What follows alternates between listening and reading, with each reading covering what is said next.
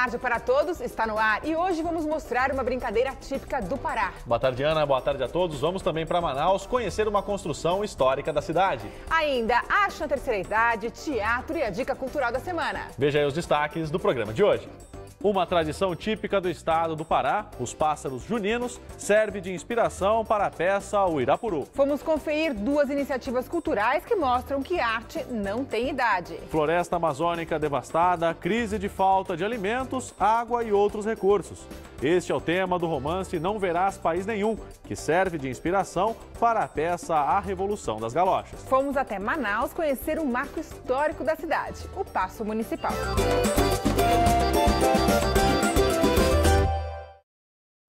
Nós começamos o programa de hoje com uma tradição típica do Pará. Você já ouviu falar na brincadeira dos pássaros juninos, Gustavo? Olha, Ana, não, mas pelo nome me lembra o mês de junho. Olha, é isso mesmo. Os pássaros juninos é uma brincadeira popular no estado que acontece durante as festas deste mês e reúne teatro popular com dança, música e literatura.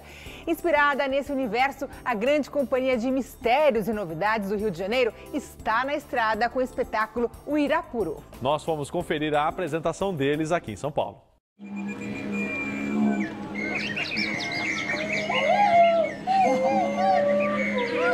Pássaros de vidicópteros, pássaros em alto mar, pássaros que vivem dentro, pássaros ornamentais. É com o canto de pássaros que começa o espetáculo. Todo o povo se alegra com esse lindo cantar. Eu faço o papel do Irapuru, o pássaro que com seu canto encanta os animais da floresta, e é flechado também por uma índia e ele se transforma num índio e tem um romance com essa índia e tudo mais, e no fim ele é morto pelo caçador.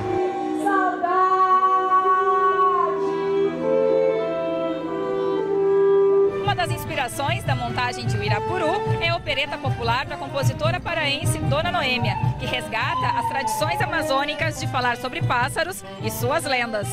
A gente se baseou no poema sinfônico do Villa-Lobos, que é importantíssimo pra gente, né? Ele criou um balé sobre o Irapuru e trabalhamos em cima da opereta da Dona Noêmia, lá no pássaro Irapuru, em Belém do Pará. Então temos essa coisa mais erudita, mas que não é só erudita, porque Villa-Lobos fez essa fusão, né, do erudito com o popular. Eu continuo esperando um dia cedo ou tarde aqui tem que chegar. A grande companhia brasileira de mistérios e novidades traz, em seus trabalhos, a influência das pesquisas de Mário de Andrade, referências à cultura afro-brasileira e às pagelanças indígenas. Há mais de 20 anos, o grupo faz da rua o palco para seus espetáculos.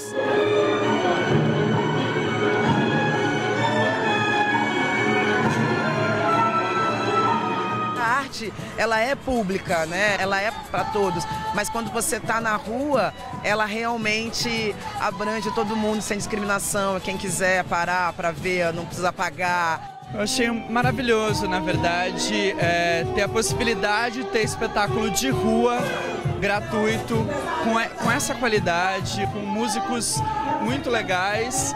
A companhia criou, em 2007, a orquestra Gigantes pela Própria Natureza, com o objetivo de promover a inclusão social de jovens através da arte. Foi um projeto que, durante 6 meses, a gente convidou jovens de 13 anos, 12 anos, 14 e até 20 e poucos, para participar dessa escola sem paredes, onde a gente trabalhava com oficinas variadas para fazer um espetáculo de rua com a companhia.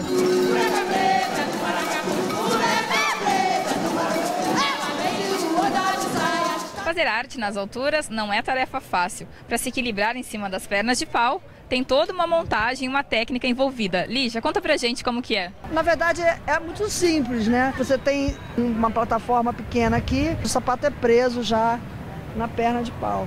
E você tem já uma área para se equilibrar. Técnica de dança nas alturas, que a gente chama dança nas alturas, tem a ver com essa coisa de você estar sempre em busca do equilíbrio, mas você está você nunca está num ponto fixo de equilíbrio, você está sempre em movimento. Isso que é a grande coisa, você não ser um perna de pau. Porque quando você é uma perna de pau, você fica duro, não. É você fazer parte, ela ser um orgânico, né? Equilíbrio, o ritmo, tudo, né? E foi maravilhoso. Achei lindo, é super mágico. Acho que esse contraste, né, do assunto, das lendas, dos pássaros da Amazônia com o cenário aqui de São Paulo da Liberdade. Nós somos os primeiros habitantes do Brasil. Nós somos os primeiros habitantes do Brasil. Nós somos os primeiros habitantes do Brasil. Chegou a hora da dica cultural da semana. Raquel, boa tarde. Qual é a dica de hoje? Boa tarde, Gustavo, Ana, boa tarde para todo mundo. Hoje eu vou falar do disco novo do cantor e compositor pernambucano Siba, chamado de Baile Solto. Ele foi lançado pela internet exatamente um mês atrás, dia 13 de maio. E, aliás, quem quiser ouvir pode baixar gratuitamente no site mundosiba.com.br. E o que eu gosto bastante no trabalho do Siba, que está bem forte nesse disco, é que ele é muito influenciado pelas tradições de Pernambuco, mas isso para ele não é folclore, coisa de museu. Ele vê essas manifestações como uma forma de expressão criadas por pessoas que vivem marginalizadas. O maracatu rural, por exemplo, que é uma influência muito forte e que a gente já mostrou aqui no Para Todos, é uma tradição que nasceu com os trabalhadores dos canaviais. E por meio dessa festa, dessa música, eles conseguiam se expressar. Aquelas influências do disco de Baile Solto não vêm só de Pernambuco, né? Não, o Siba também disse que ele foi muito influenciado pela música congolesa, mas o bacana é que é tudo muito bem misturado. Você não percebe de, isso aqui é Congo, isso aqui é Pernambuco. É tudo muito coeso. E as letras são muito bem construídas, com rimas nada óbvias. Então vamos ouvir agora um trechinho de uma das faixas desse disco, a música Gavião. O gavião acordou de manhã cedo e quem já tem no chão tem medo de ver gavião voar. Sentindo o frio que o vento da manhã traz, vira o pescoço pra trás, solta um grito de assustar. Bebeu da água da corrente do baixio e quantos peixes tem no rio, nunca pensou perguntar. Mora na mata, porém ninguém sabe onde, que o gavião não se esconde, tem jeito pra se encantar. Bom, e agora, Raquel, vai ter show de lançamento? Vai começar pelo Recife, que é a cidade natal dele, dias 26 e 27 de junho, no Teatro de Santa Isabel. Nesse show ele também lança o disco de Baile Solto em CD e em vinil. E para ficar por dentro da agenda de shows dele, vale curtir a página no Facebook, o endereço está aqui na tela. E Raquel, além dessa dica super bacana, você traz pra gente também hoje uma matéria sobre arte na terceira idade, né? Isso. Eu conversei com os atores Sueli Franco e Humberto Magnani, que são da peça Elsa e Fred, e também acompanhei uma aula bem diferente de um curso de arte contemporânea para pessoas da terceira idade. Vamos conferir. Que horror! Vai ao cemitério essa hora da noite! Quando eu disser 3, levanta e corre! O personagem do Fred, ele fica viúvo depois de 48 anos de casado. Quer dizer, ele só conheceu essa mulher dele na vida. E a filha vende a casa e compra um apartamentinho, sobrou um dinheirinho e tal. Então a primeira cena da peça é a gente chegando nesse apartamento que foi comprado para ele. E a janela do apartamento fica frente a frente com a janela da Elsa. E a Elsa se entusiasma pelo idosão aqui lindo e resolve conquistar.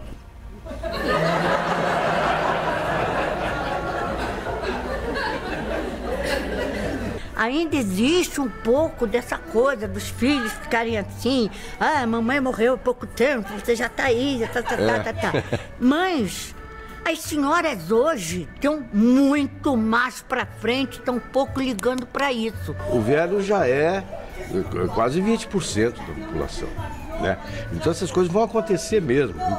Então, acho que através da ficção, na peça, esses mais jovens que vêm vão estar mais preparados para aceitar essa situação. Pois é, já se foi o tempo em que as pessoas de mais idade só ficavam quietinhas em casa.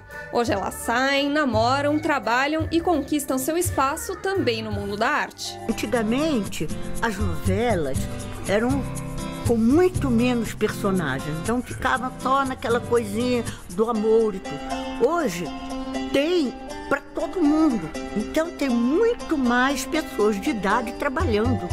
Suzana Vieira fazendo papéis maravilhosos, Arlete, Regina, a Eva Vilma. Pro corpo é péssimo, né? Isso não tem jeito. Os ossos já não vão acompanhando o que a gente quer. Mas a cabeça tendo boa, o resto vai levando. Fred, estou te esperando. Entendeu? Ou vou ter que desenhar? Do teatro para um museu de arte contemporânea. No MAC, em São Paulo, o público da terceira idade tem a chance de se conectar com o que acontece hoje no mundo da criação artística. Para participar desse curso, basta estar aberto para novas experiências. Eu já gostava de Picasso, Dalí, esses assim, mas os contemporâneos mesmo, esses de agora, era aquela posição como a gente tem com a música. Música contemporânea, você ouve os sons e não percebe uma melodia. Aquilo que a gente já achava que era um monte de rabiscos, que era um monte de letras, a gente está tendo outro significado. O participante de terceira idade, ele está com os dois pés dentro da contemporaneidade. Uma porque está trabalhando com um acervo do Museu de Arte Contemporânea da Universidade de São Paulo. E outro que está utilizando uma mídia do século XXI, que é a digitalidade. Para cada bimestre tem um tema específico, um artista específico que é estudado, né, dentro das exposições do MAC. Agora eles estão estudando a obra do artista brasileiro Odíris Milazzo, que trabalha com letras e colagens. Depois de pesquisar as técnicas usadas por Odíris, é a hora dos próprios alunos começarem a criar. Em vermelho, então eu escolho de novo. A ferramenta texto já está selecionada.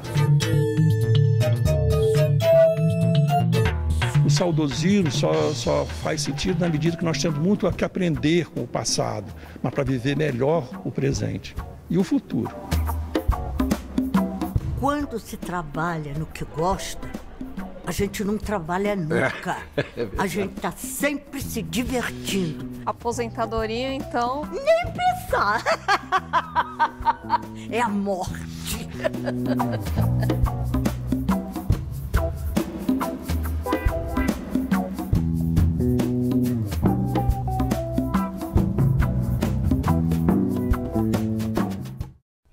Depois do intervalo, você vai conferir a peça A Revolução das Galochas, inspirada no romance Não Verás País Nenhum. Fomos até Manaus conhecer um marco histórico da cidade, o Paço Municipal. Fique com a gente, voltamos já já. Nós somos o Coletivo de Galochas e o Para Todos volta já. Eu sou Magrela, artista visual e estou aqui no Para Todos.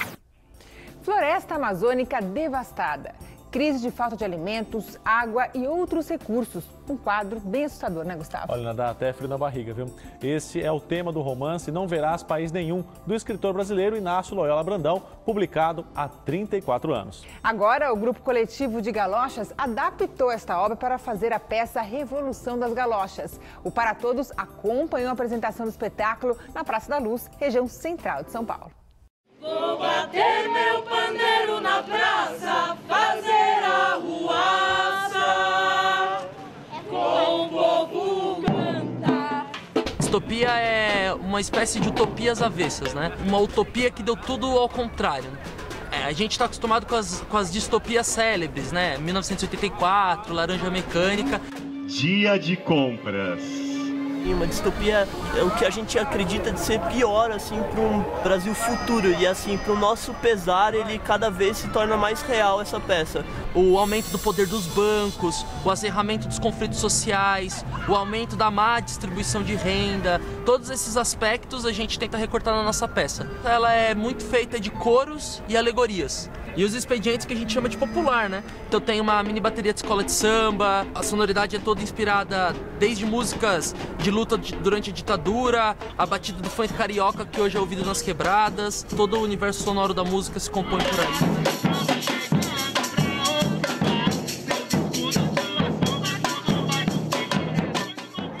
E aí na peça a gente vai ver assim situações que parecem absurdas, mas que na vida real a gente sofre. um ônibus lotado, hiperlotado, ou o patrão que te trata muito bem, mas quer que você só produza para ele. Eu sou o chefe e eu avisei que ia ter que tomar uma atitude. Fazer disputa da concepção do espaço público, transformar locais de circulação em espaços de convivência. Foi pensando nisso que o Revolução das Galochas foi encenado aqui, no Parque da Luz, no centro de São Paulo. Próximo! Ficha de identificação e ficha de acesso, cidadão! O espaço público está passando a ser compreendido no poder atual como um espaço de passagem para que circule melhor o quê? Dinheiro, mercadoria e dinheiro. A gente acredita no oposto, né? A gente acredita nesse resgate do espaço público enquanto um espaço potente de encontro, construção. E por isso que a gente parte dessa ideia, né? Os civiltares, eles são profissionais treinados para cobrar as dívidas. Mas apresentar em espaços públicos exige uma capacidade de se adaptar a coisas inesperadas. Quando a gente estava ocupando as praças... Eu vou esperar um pouquinho. Eles moram por aqui, eles dormem por aqui. A gente que é um elemento estranho a esse espaço. E se a gente veio pra cá, é porque esse espaço é importante e porque tem pessoas importantes aqui, assim. Muitas pessoas vão interferir na peça e é uma interferência que constrói, na maioria das vezes, assim. Olha, você tem alguma dívida, querida? A gente prefere se colocar nessas situações e aprender a lidar com isso. E aprender como é que a gente pode fazer teatro com essas pessoas e pra essas pessoas. Cadê meu 10 que lutou? Não lutou nada pra mim, nem 10, nem terceiro mês, nem nada pra mim. Por outro lado, também traz experiências bem divertidas. No ano passado, em janeiro de 2014, nós fizemos uma temporada no CCJ, no Centro Cultural da Juventude Ruth Cardoso, lá na Zona Norte. Um dos meninos, ele assistia todos os dias, aí ele vinha falar com a gente, começou a se aproximar, aí um dia ele veio com um tapa-olho, aí um dia ele veio com uma roupa de pirata, e o último dia ele fez a peça inteira com a gente, assim, como parte do coro, sabia as marcas, sabe? O coletivo de galochas surgiu em 2010 na Universidade de São Paulo, com a peça Roberto Zucco, encenada na Praça do Relógio. A obra discutia a questão dos espaços públicos e privados. Tinha cenas que a gente montava um chuveiro no meio da praça, uma das atrizes tomava banho, tinha cenas que a gente montava uma cozinha, então era uma cozinha estilizada, então tinha um fogão pendurado numa árvore, umas panelas suspensas para dar esse estranhamento. Depois, no ano seguinte, nós já fizemos o nosso espetáculo, que é o Piratas de Galochas, e aí nós queríamos sair dos muros da universidade, nós procuramos uma ocupação, então nós fomos para a ocupação Prestes Maia, aqui na Luz, escolhemos a temática de piratas justamente para fazer esse diálogo com o lugar que a gente estava e com a realidade que a gente estava vivendo. Tanto que a dramaturgia são piratas que ocupam uma ilha sem função social, e aí a coroa britânica começa a querer tirar eles de lá. O trabalho do coletivo em atos políticos e junto a movimentos sociais não é só uma escolha estética. Ela participa da estética que a gente faz, mas também dos aplausos que a gente recolhe. A gente precisa construir novos circuitos de produção e circulação que rompam essa característica que é todo o capital cultural costuma ser concentrado no centro e costuma ser concentrado em classes que tenham mais dinheiro, né? Eu tenho emprego pra cada um de vocês, é assim que vocês me agradecem! A gente apresenta em muitos atos políticos, a gente teve agora no Cordão da Mentira, a gente estava no palco do 1º de Maio da Sé agora também. A parte proletária está sendo massacrada durante a peça e como um proletário eu me senti, assim, parte da peça. A peça Revolução das Galochas fica em cartaz na Praça da Luz, centro de São Paulo, até o dia 27 de junho. Qual o seu plano, lobo da corte, em que noite mataremos o rei? Qual o seu plano, lobo da corte, em que noite mataremos o rei? Vamos agora para o Amazonas. Um marco histórico da cidade de Manaus nos remete ao período áureo da borracha. Estamos falando do Paço da Liberdade, mais conhecido como Paço Municipal. Atualmente é um espaço voltado à disseminação cultural e artística. Nós fomos até a capital amazonense conhecer essa importante construção. Construído em 1847, foi sede do governo provincial e posteriormente da administração do governo republicano. Anos depois, sede da Prefeitura de Manaus. O Paço da Liberdade, mais conhecido como Paço Municipal, é um dos primeiros exemplos da arquitetura neoclássica em Manaus.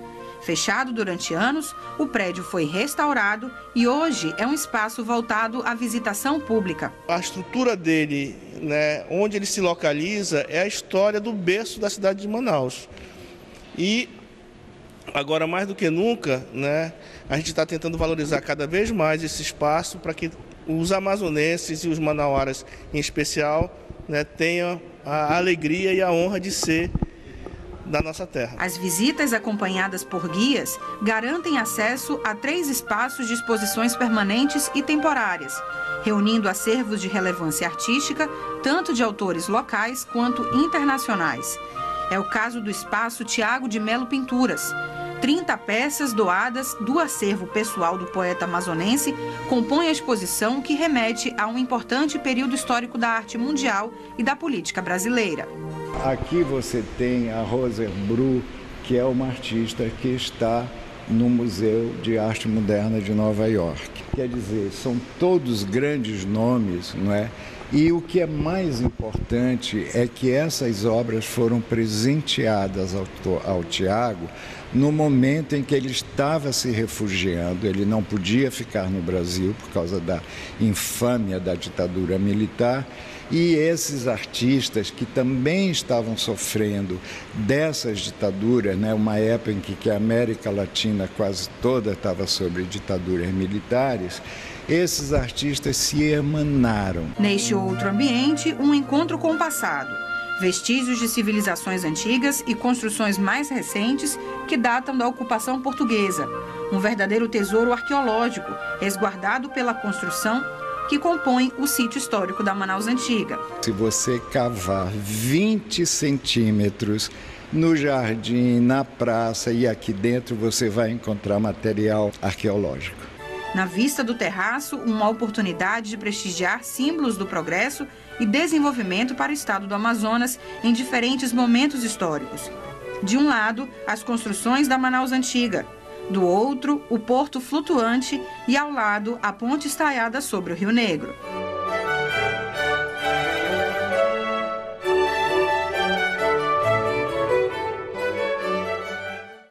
O Para Todos de hoje fica por aqui. Até o próximo sábado. Obrigado pela companhia. Uma ótima semana para você. Tchau.